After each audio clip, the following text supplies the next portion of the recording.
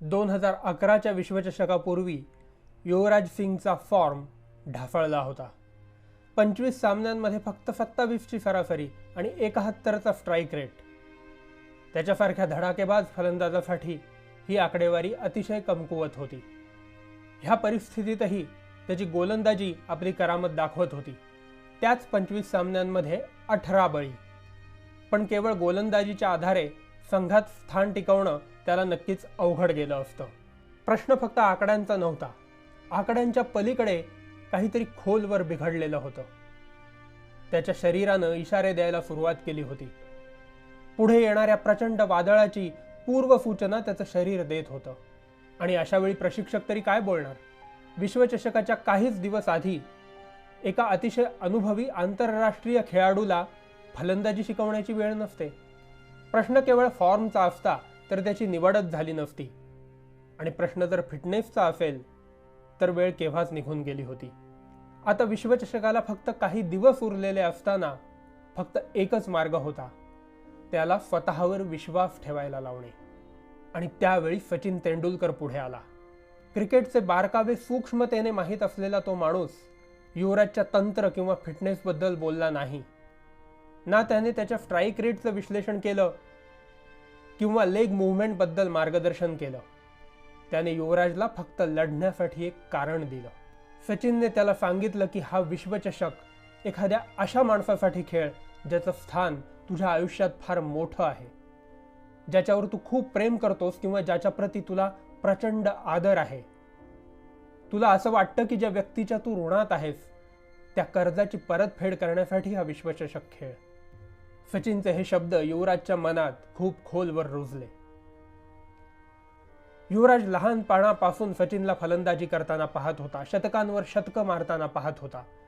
भारतीय फलंदाजीला आपल्या एकट्याच्या खांद्यावरून वाहताना पाहत होता. युवराजच्या किडबॅगमध्ये एक फोटो नेहमी असायचा.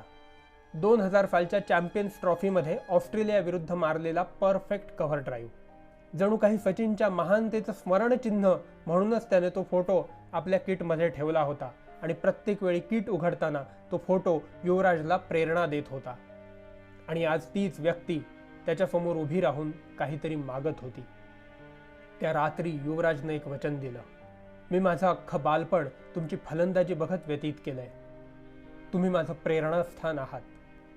हा विश्वचषक मी फक्त आणि फक्त तुमच्यासाठी खेळेन, तुमच्यासाठी जिंकेन.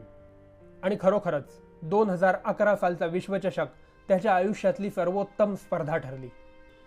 362 धावा आणि 15 बळी, अष्टपैलू कामगिरी. संघाला जेव्हा गरज होती तेव्हा मॅच विनिंग कामगिरी.